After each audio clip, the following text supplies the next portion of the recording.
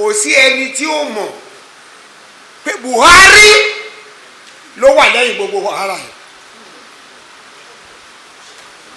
mo ti sọ ọ́ rí in lectures.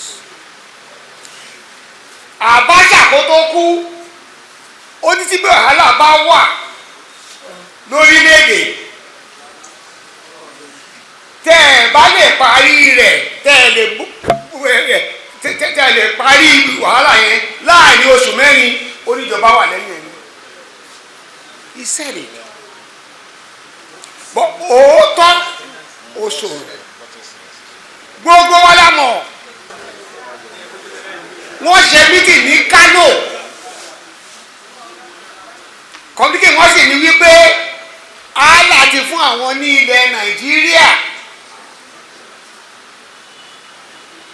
Àwọn sì sọ gbogbo Fúlàní tó wà ní West Africa àti Central Africa pé kí wọ́n máa bọ̀ wá Nàìjíríà láti wá gba ilẹ̀ Nàìjíríà tọ́lọ́ Allah ti fáwọn.